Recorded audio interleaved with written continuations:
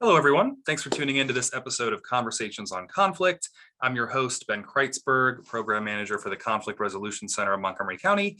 And today, my special guest is Melanie. She is a coordinator at The Well and Oxen Run in DC, working with DC Greens. So I wanted to bring her on for this conversation today, for a conversation on food sustainability and the conflicts that arise in a community when there isn't sustainable food sources.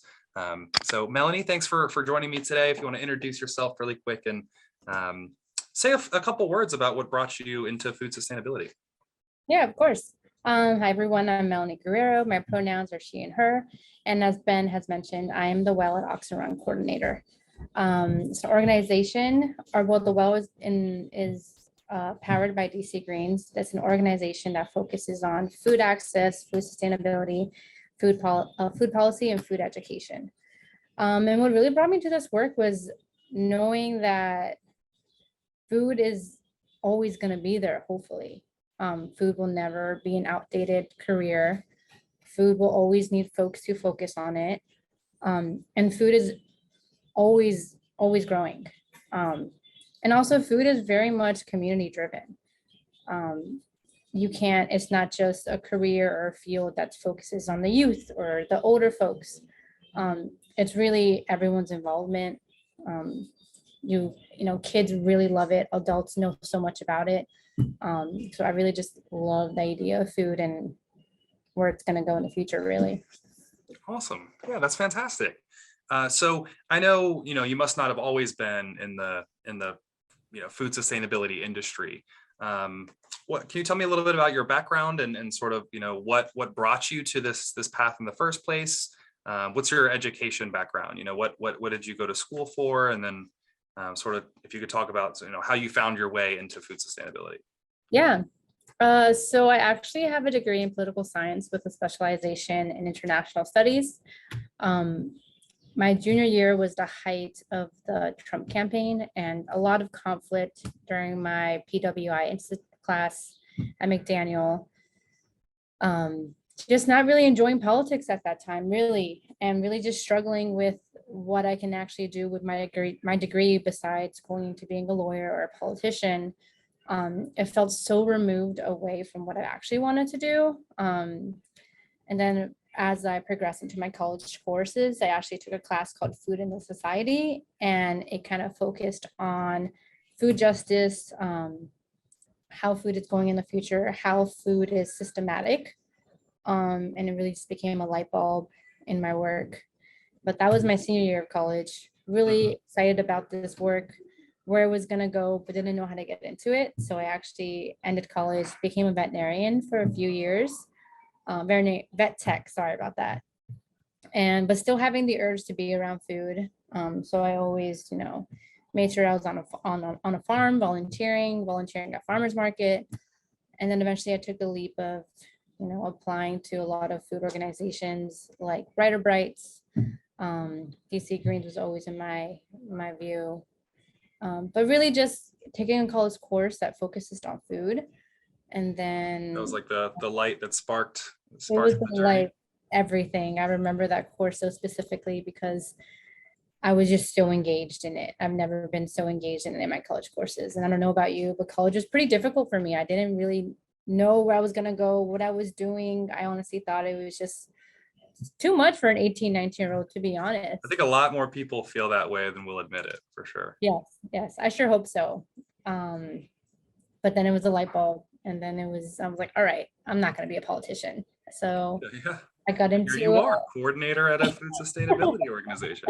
Yeah. So yeah, and I guess now can you talk a little bit about, what does the Well do? What is the purpose? What is your role in coordinating the activities there for people tuning in who may have never heard of it before? Yeah. So the Well at Oxen Run is a urban farm and community wellness space in Southeast DC. It's it focuses on the Congress Heights, Washington Highlands, and Bellevue community.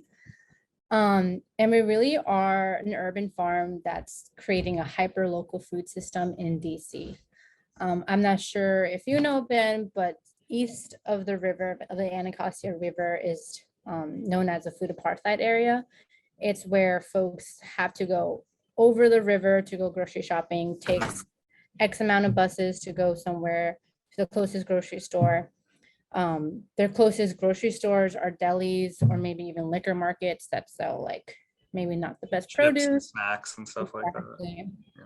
And a lot of these places throughout the United States, they're called food deserts, but deserts Yeah, are that's the term I'm more familiar with. yeah. So food deserts is almost like it's natural. It's supposed to happen. It's already been there, right? Whereas food apartheid is kind of giving accountability to the government where it's systematic.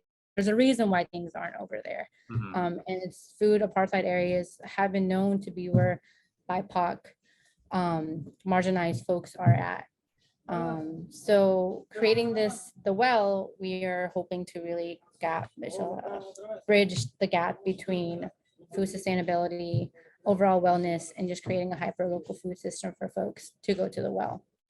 Now, when it comes to things happening at the well, we are open gates. We're harvesting we just had our first harvest of kale, and folks are welcome to come to the space, literally enjoy it, bring a picnic, bring a hammock, and actually harvest with our farm team. So if you want to come pick up kale, we'll teach you how to harvest kale and the process of having kale. But if you really don't want to get down in the dirt, we actually have programs. So we have yoga classes, we have qigong classes, we have our drumming circles that happen, and we have our body therapy sessions. And these folks are instructors that have been Ward 8, close by Ward 8. So really, the well is led by Ward 8 community members in Ward 8. So we're letting folks know that you don't have to go, east of the river or west of the river to get the same things that are over there in DC. Mhm. And just acknowledging, I'm not from Ward 8. I grew up in Langley Park, Silver Spring area. So I grew up with these things at hand. But I love the work over there. Mhm. And I think DC Greens really reps that like Ward 8 is not a community that lacks ability, lacks strength. It has all that. It really just lacks the resources because folks don't look at Ward 8 as a space where they can do their own things. Mhm. So we're just hoping this urban farm really we have a lot of Ward 8 members come through and continue being their best, honestly. Yeah, no, I definitely hope that for you as well. I think that's fantastic. You're quite literally strengthening the community at the root, right? At food, the fuel that every human being needs to just survive, to go about their day. So that's awesome. I think that's a very valiant mission that you all are doing right now. So how long have you been around? How long has the well been in operation? So the well, we're actually having visioning circles for the past 4 years. This means that in 2018, they literally called out to the community, told them, hey, we're having these visioning circles. What do you want happening at the well? What do you want in this farm? And then last summer in July, we had a grand opening, which when construction started, and then we actually opened the gates June 4th. So it's been envisioned for 4 years. The well has only been open for a month. And when it comes to me and my role, and I've only been with the well for about 2 months now, but I've been with the organization for about 2 years. Gotcha. Mhm. Gotcha. Well, that's awesome. What are your hopes? Like, what are some things that you envision as things progress and expand? What do you want things to look like? 6 months to a year from now. Well, it's our first season. So in 6 months, we'll be putting the well to rest. It's the winter time. So we'll be turning the soil, making sure the soil is resting. Mm-hmm. And in 6 months, I hope we have a new plan for our second season, hoping to have more produce available, programs that are led by the community members again. Mm-hmm. And also I like the idea of having I mean, obviously it's a farm, but you were talking about the other programs you have to get the community involved and bring them together. The yoga and the, can you actually repeat some of the, that was really interesting, the programs that you have that aren't necessarily farming related. Yeah, so we have yoga, we have our community drumming circle, and we have our qigong, which is led by a senior that's focusing on, slowing down the movements with seniors. And then we have our body therapy, which is led by a massage therapist, and she's able to teach folks how to rest your own body, what to do with the tennis ball if a certain body hurt, with a certain part of your body hurts, how to self-soothe with it, some sort of like lavender oil. Um, so those are our 4 core ones for our summer at the moment. That's great. That's great. What kinds of, going back to, this is conversations on conflict. Yeah. And, I do love talking to people that do things to strengthen the community. But let me ask you, someone who's probably a little bit more knowledgeable on this subject. What are some conflicts that come up because of food scarcity in these food desert areas?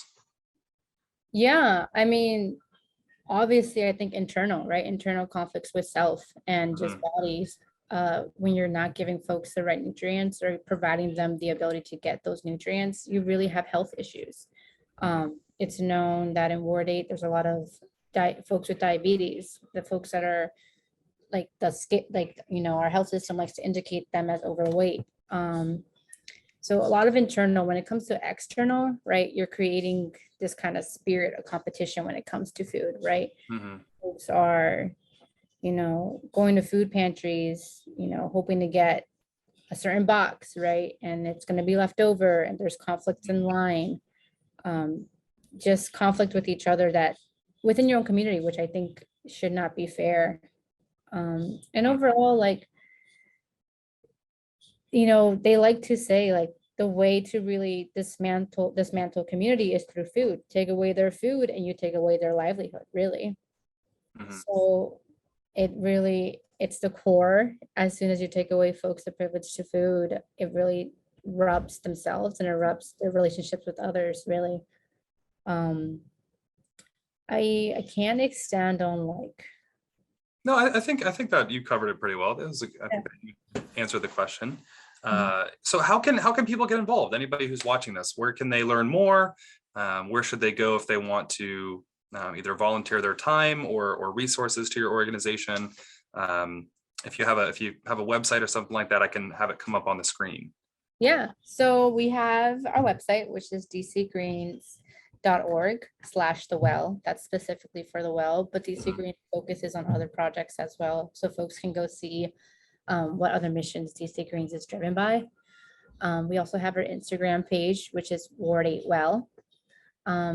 And if you would like to become a sustaining member of the well, you're able to donate some money to the well and actually get a tote bag. Those are just if folks would like to give some resources to the well. We're a nonprofit, so we don't make any money from this. But when it comes to actually getting involved, if you follow our Instagram page, if you look at the website, we'll have access to those classes specifically that actually start next week. We'll have links to each of those classes.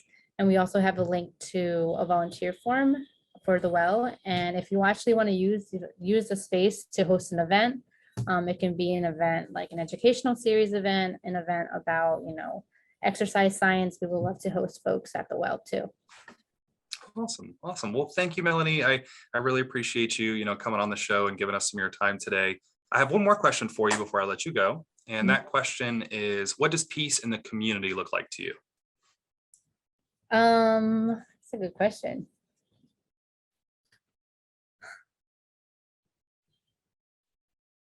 I think peace in the community looks like to me, folks being able to provide resources, right? And also be able to leverage themselves. I think peace is giving folks the independence and trust that they can do things on their own without, external folks coming in and seeing that they can fix an issue, really.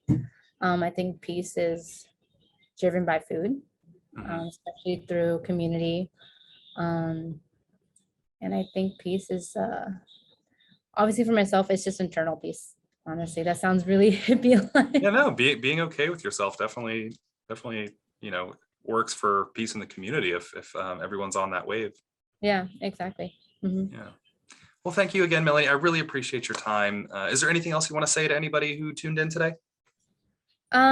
No, besides come to the well, and before you actually get deep in the dirt with the well, we ask that folks come in and just take space, enjoy it, bring your blanket, and enjoy the space.